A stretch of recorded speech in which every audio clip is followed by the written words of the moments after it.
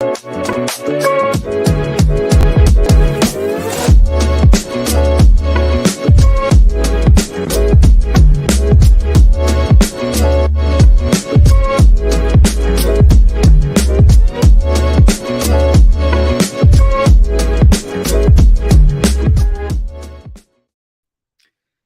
good afternoon. Buenas tardes a todos, a nuestra comunidad de LEC. Soy Iván Ramírez. I'm Iván Ramírez, Digital Experience Director, here with another edition of Ask an Educator or Ask a Storyteller. Today we have one of our cohort members for Expresión Storytelling Fellowship that we just finished last spring.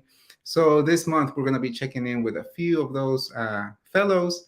Let me bring our first fellow to the Yes, welcome, Emily. How are you? Hello, Ivan again. Mhm. How's it going? It's going good. Yeah, happy to be here again having these conversations. It hasn't been that long. No, it hasn't been that long. Thank you so much for having me. No, I'm glad that we have you here. I know you. I spent some time with you in the storytelling cohort, Expresión. But for those who do not know you, can you tell us about yourself? Where are you from? Who are the people and who do you engage with in your community? Give us a brief history about you. Yeah. Yes, thank you, thank you. Well, I'm Emily Francis. Yo soy de Guatemala, so I'm representing here mi país de Guatemala. I lived in Guatemala for 15 years. I've been in the U.S. since I was 15. My mother brought me here along with all my siblings. So as soon as I came here to the U.S., I started attending school here in the US, but of course, schooling wasn't as easy for me as for some might be. So I struggled through school, but and then I ended up going back to school and becoming a teacher. And so today, my profession is to teach students, and I went the route for teaching English as a second language. That way I can work with students who are experiencing the same things that I lived as a 15-year-old myself. So the way I do engage in the community is, of course, through my students' families, and staying connected beyond in our community, our Latinx community, who needs that mediator, someone que les ayude a traducir or to give them the message that gets lost in translation. So I love engaging with my families and my students here in Cabarrus County. Yeah. Okay. Welcome, Cabarrus County. That's how you say it. Cabarrus County. I feel like I'm talking to my other me. I also came to the US at 15. I struggled. My best place in school was the ESL classroom. When I graduated, I remember I went back and I just tears. It means a lot just to be in that classroom. You ESL teachers, you create the conditions for people to feel like they belong. I remember my teacher will ask me about myself. Like sometimes the teachers don't take that time, but tell me about your culture, your music, your poems, all of that. Encourage us to read in front of the entire school. So yeah, ESL teachers mean a lot to me. I went to school, and I also went to school to be an ESL teacher. See, yeah, I remember during the storyteller fellowship how we connected with our experiences. It's always good to find that one person that you can connect with, right? It's so cool. But yeah, it wasn't the ESL classroom like the best place to be.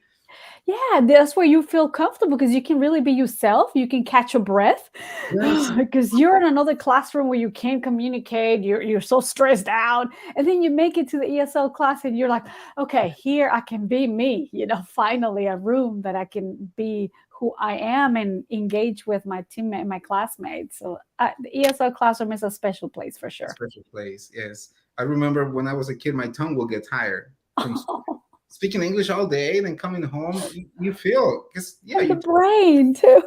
Yeah, translating, trying to grasp all those words. It's a struggle. Before we get going, it's still Hispanic Heritage Month, so I wanted to ask for Hispanic Heritage Month, what does it mean to you, and how do you celebrate in the classroom? Oh, it means a lot to me to know that this country, takes at least 1 month to honor the Hispanic background. I mean, I know we honor different backgrounds, but I do look forward for that September to October 15th, where everyone, whether it's the news or, the radio, they're all talking about Hispanic heritage, and they talk about people in the past who made a way for us. So people right now who are making an impact, or we are inspiring the generation to come. So it's all connected. And so I look forward to it really through text. I'd love, if you look behind me, I read a lot of Latinx background books or anything that has to do with our culture. And so the way I celebrate it is by posting pictures about books or posting reviews about books, and or handing my students a book about a Latinx author, what I call authentic literature that is written by Latinx folks, and really respecting that background, not by someone who has never walked our shoes. So that's how I celebrate it, making sure that we are honoring authenticity. And of course, in my classrooms, my students will see my books, my students will see pictures, they see my heritage, and really that's how I celebrate it. And I go beyond that 1 month. I think that 1 month is great, and thank goodness for that 1 month, but I think it should be all year long. No, I do agree. I think it should be more than 1 month, but I also appreciate that month because we, like you said, now that we are in a different place in life, we can go back and talk to younger students and inspire them. So that's what I enjoy about this month. They get us all. Yeah, we go out to those places, but yeah, it's really nice just to be able to talk to the next generation. Yeah, especially the little ones that are growing here multicultural. They are being exposed to so many different cultures and Americanizing, which is, we're in the United States, so the American culture is, all around them. But at the same time, it's good for them to see, oh, that's a Mexican outfit, that's a Guatemalan outfit, just to be exposed to the variety of our rich culture. I like how you said authenticity too. That's one of our values here at the LEC. So we strive to live in authenticity and encourage others to also live, in their best version of themselves. But yeah, no, thank you for sharing about Hispanic Heritage Month. We also are going to keep celebrating until Day of the Dead. We're going to keep going and doing things with Beautiful. I love that. My daughter, that's one of her favorite holidays, by the way. Ooh, me too. Yes. Well, now the real questions now that we talked about Hispanic Heritage Month. Tell us about your leadership story, your upbringing, your journey as a student. We touch a little bit on that, and then as a professional, anything that you feel relevant, somebody that you need to give credit to where you are now. But yeah, what is your story, your leadership story? Yeah, just like I had to share a little bit earlier, because my background and my experiences are core to who I am today. So when I introduce myself, I always have to say, soy de Guatemala, soy inmigrante, soy, porque eso es lo que soy. That's what I am. And I do embrace that. So whenever I introduce myself, I always have to go back to where I started, which, again, I was born in Guatemala. I lived there 15 years. A los 15 años, my mom is like, you're coming here to the US instead of me going back home, which I was like, what? That was just mind blowing to think that a single mother was going to bring 5 children here to the US. Of course, the route to come here to the US was not getting a real passport and taking a plane and coming straight to the US. That was just not going to happen for me. So a smuggler brought me to, so we crossed borders. But then I got busted, and that's how I started my immigrant life here in the US, not as an undocumented, but as a documented, because my grandmother, who is an American citizen, showed up at the airport with the proper documentation, and she was able to claim me and my sisters so we could stay here and have the narrative of a documented immigrant.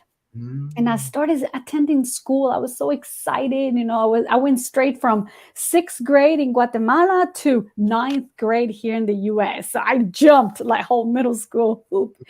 And it was exciting. Like, I wanted to learn. I wanted to be a teacher. I knew it from the bottom of my heart. I knew that I could be a really good teacher. and then all those factors started piling over my shoulder. Just the language and the culture and the socioeconomic issues and the testing and so many factors that hinder my success. And then I ended up being a high school dropout. So if you look up the Latino high school dropout of 1997, my name is there every time I see that data. But and then it took a teacher. It really took a teacher to say, you have what it takes to be who you want to be. Tell me your story. Mm-hmm. And through this teacher, Angie Power, who I want to give all the kudos, she made me realize that I had everything that it takes to be that great teacher that can run a classroom and make an impact. So she took me under her wing. She trained me. And 8 years later, I was able to get my licensure to be a teacher. Mm-hmm. And ever since 2012, I've been teaching. I've been in the classroom modeling what I always needed as a 15-year-old sitting in a classroom, which was I was hiding in the back of the room. I was feeling ignorant. I was feeling alone. But all of a sudden, now I'm that teacher that brings that kid from the back of the room to make sure that they feel engaged, that they feel a sense of belonging, that they feel important. And I do that on a daily basis, Monday through Friday. I'm on campus striving to make sure that my students have a place of sense of belonging. Yeah, it's interesting how it only takes one person to change the trajectory of our lives. Yeah. Seriously. She had no idea. But, it goes back to when you meet someone with a different background. She's a white person, grew up here, straight from high school to college, straight to profession. She, like what we call entitlement, right? Which is, some people cannot see beyond that. But she was able to see beyond that. She saw this Latina, who barely speaks English, but she could see beyond my deficits. What is it that I can do? And it really takes a special person to see beyond our deficits, beyond what we cannot do, to what we can do in life.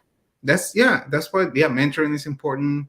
And now that we're in these positions, representation is important to keep encouraging our students to go to college, to finish that degree.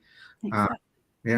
I had a similar experience. Also, it took one person to change that. There you go. So we have to give kudos to that person, right? We have to, because we are where we are because of those before us, because of those who laid out the foundation for us. Yeah. Mine was Dr. Pesina, which is also now part of our team at LEC. So.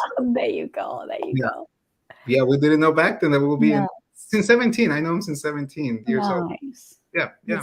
It's good. What so this is your journey, but I'm sure there was some hurdles in between in your career. What were some of them of those hurdles that made your educational career or going to be an educator more difficult? Yeah, but today I can tell you that I embrace this hurdle, which is I'm an English language learner, a person who is thinking in one language, processing how to say it in a different language. And that is a struggle. You know that. You being a bilingual is not, I can just snap my fingers. I can just speak two languages. You have to be. Sometimes I think like, you learn English at 15. Now there's some words. Exactly. And so it's a struggle from the moment we start learning the language forever. And then so as a 15-year-old, not only you're super conscious because you're a teenager, you're growing up, and now you have this accent, or you have this, there's a lot of people that will say you don't belong, and that just hinders you from being yourself, and so that was my biggest hurdle here growing up, because I was 15, but really finishing school here in the United States is just reaching that level of English to help me be successful academically. And then that same hurdle I faced in college, because when I enrolled in college, I have required to pass a test. So there's a test called Praxis. And if you don't pass this required test, you cannot be admitted to the Department of Education. I took that darn test 6 times. I was like, what in the world? Some people are walking in and out, taking this test like a piece of cake, and I can't. So Yeah. it makes you feel like you're ignorant. It makes you feel so defeated. But and then that's when you start embracing, is because your brain is thinking two things and it takes longer to process your information.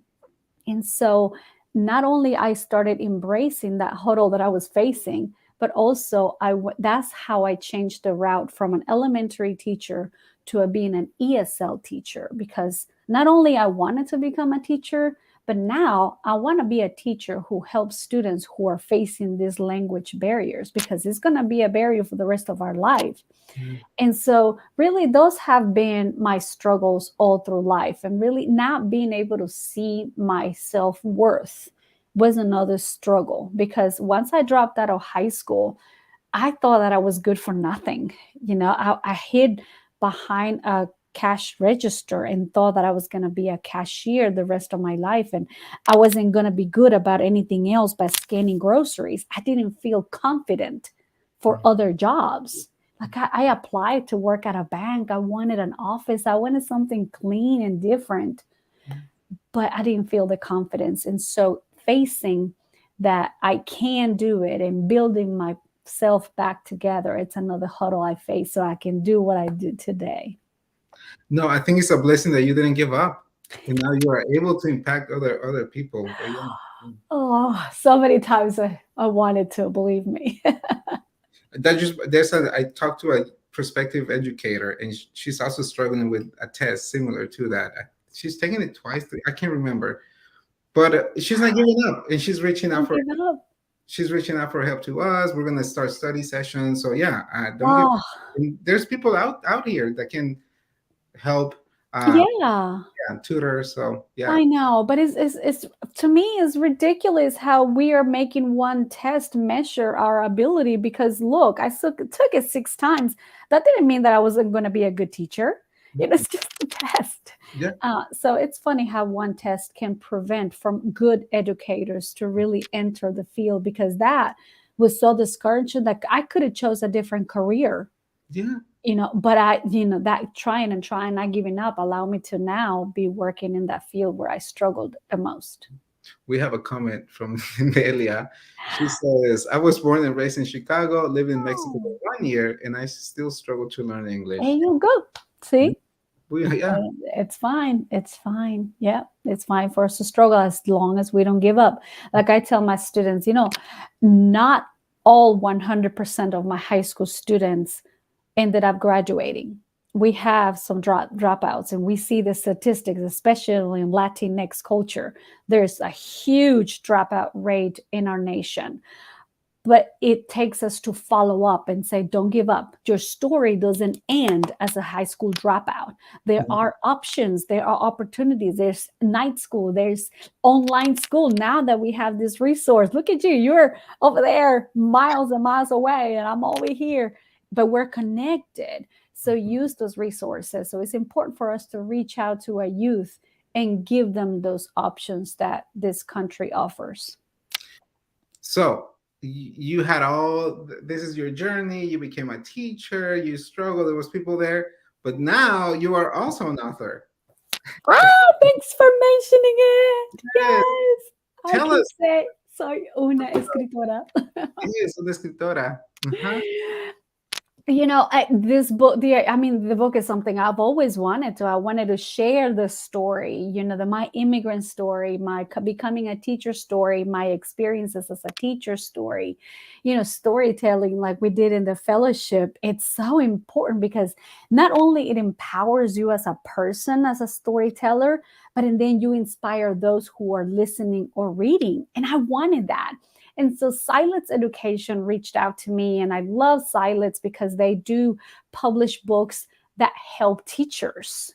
All of their books are for educational purposes. So I was like, yes, I love this publishing company because I do want to impact teachers and students. And so we started working on the book, and we wanted to do a narrative, which I was okay with that. Let's do a story, a narrative, a personal story.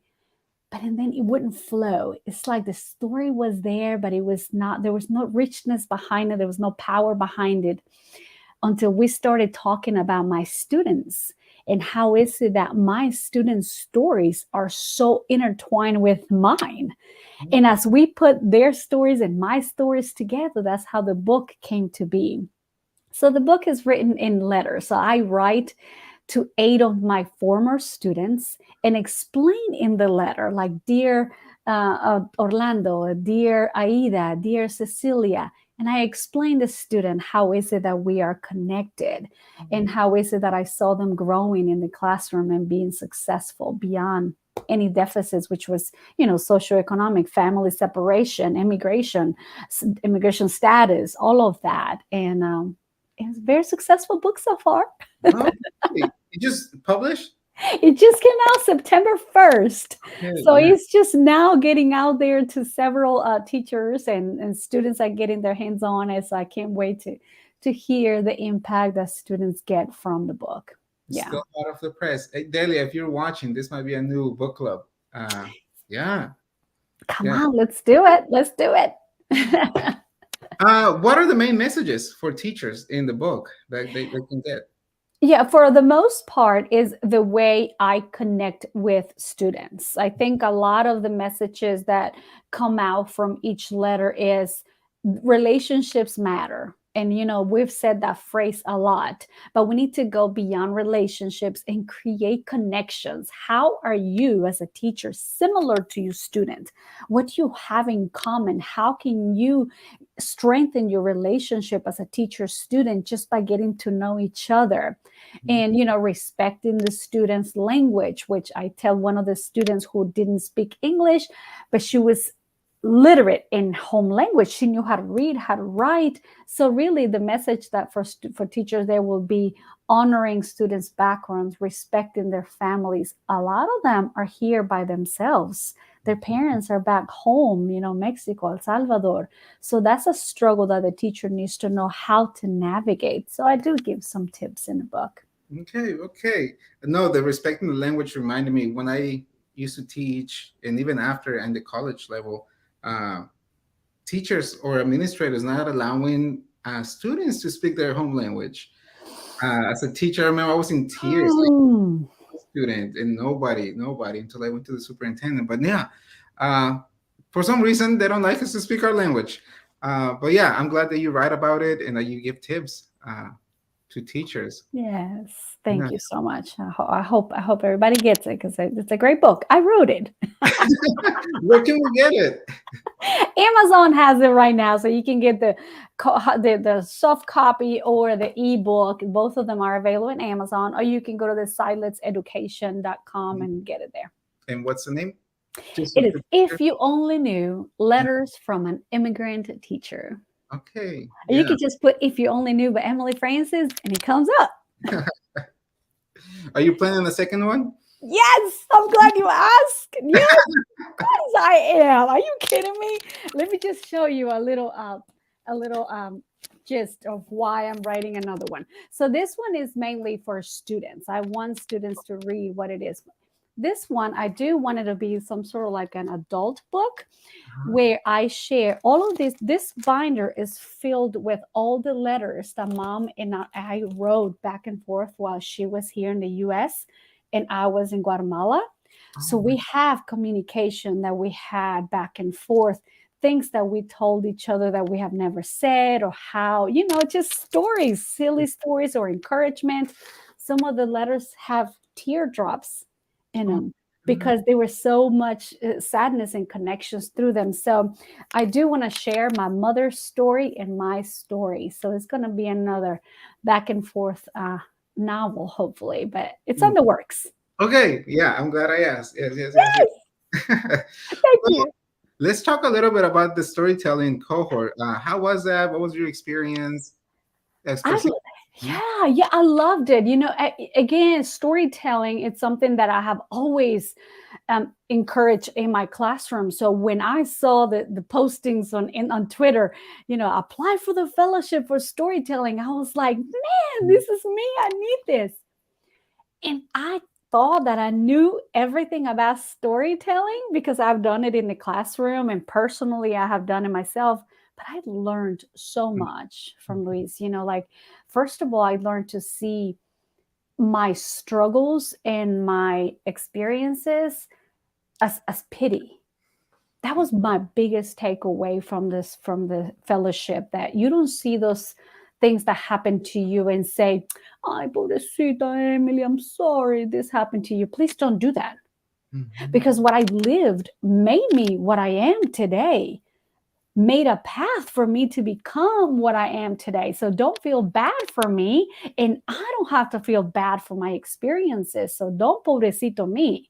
Yeah. So that was my biggest takeaway, to embrace every struggle, to embrace every experiences, and then take it up on top and say, okay, I'm facing my struggles. Now, what can I do with this? How can I impact others? How can I make others tell their own stories, just like I have done myself? So great fellowship, great communication with other fellows. I got to learn some of their stories, which was a huge takeaway, because sometimes we feel like we're alone, because we have not connected with others. I mean, I'm not the only immigrant here in the US, but sometimes we're in just four walls of ourselves and we think we're the only one. Yeah. But now connecting with other fellows allowed me to see that there are others all throughout the country wanting to tell the stories or telling their stories that are making impact in their communities.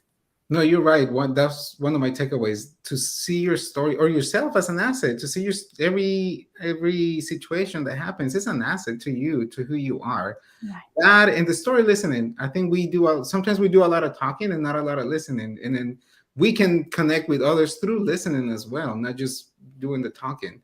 Exactly. So that was one of the takeaways. It was.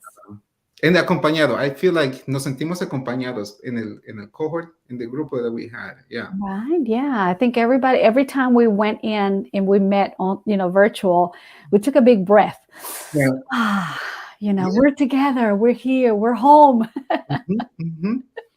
And now you're with us forever with LEC. Yay! Thank you. Well, what keeps you going? Really, what I do for students, and every day I leave campus, I stop and think, and I'm in my car, cranking the car up. What happened today that is going to make me come back tomorrow? Like what? And okay, so I'm thinking, yes, Manuel today, he was able to translate the document without me telling him what to click. I mean, he's been in the US for less than a month. And I was like, oh my gosh, those little things, those little successes that I can take away, I can say, I'm going to back up and he's functioning on his own. And it gives you the big, yes, I did something, it's just so energetic to see the impact that I make in a daily life. And it doesn't have to be this huge, wow, you can speak in sentences now. No, it takes, language acquisition takes time. Yeah. And it's okay for students to know that it's going to take time, for some more than 3 years, to be able to have this conversation. But as long as they begin to show independence one day at a time, that's what keeps me going. That's what just keeps, and of course, my family, just when I come home, I have my daughter, the dog. Notice I said like the dog, not my dog, the dog. That's what keeps me going, my family and what I do and in life to help others. Yeah. What kind of dog do you have? It's a boxer. It's a mixed boxer. It's a cute dog. It's a puppy. So it's like, for me, it's like a monster. He walks me instead of I don't walk the dog. But my daughter loves it. Husband loves it. Okay, they're happy.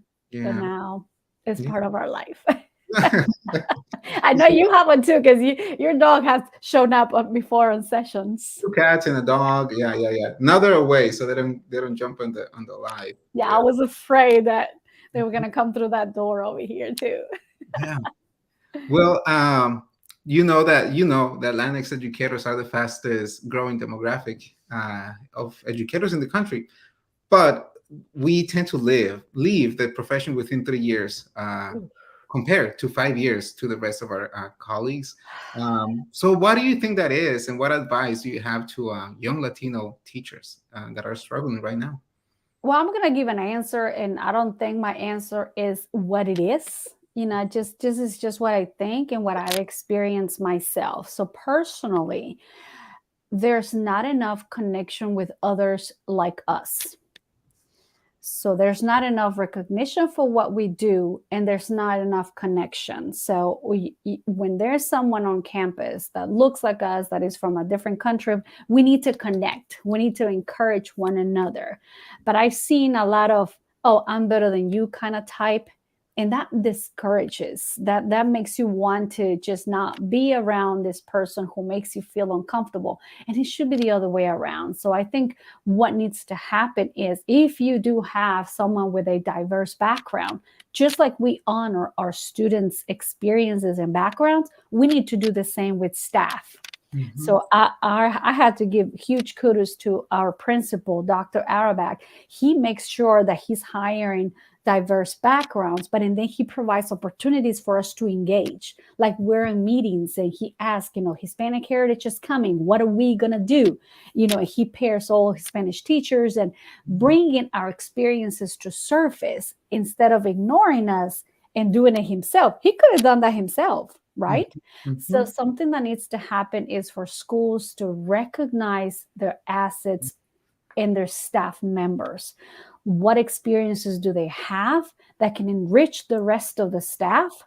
What ideas do they have that can empower the campus? And that's going to help that teacher stay on campus and stay in the profession. And of course, that connection. I stay connected on Twitter, on Instagram, Facebook. I'm all over the place in social media, not because of fame, but because I have met people from like literally Thailand. I have a friend in Thailand. Taylor is in Thailand, because social media allows us to stay connected with people who have a different, background. And we love that. What do you think? Your perspectives could be like mine or maybe different, but I grow as an educator when I engage with someone with different backgrounds. So that will be a tip that I will give to a teacher who just started. Find connections. Mm-hmm. Find those people around you that is going to help you stay, not push you out. Yeah, and I also want to invite, because I'm sure you have colleagues or friends from North Carolina that are watching, and LEC is here to support, just like, and you'll be part of the family, just like Emily is part of our family. But you guys are always providing workshops, and I'm always signing up for your workshops because we need that. We need, the resources that you're providing for us as a Latinx educators to continue to grow. So thank you for doing that. Yeah, and we're in Missouri, you're in North Carolina, but we're still helping. Yeah, so don't feel like you have to be in Missouri to be exactly part of LEC. Tell me about your students.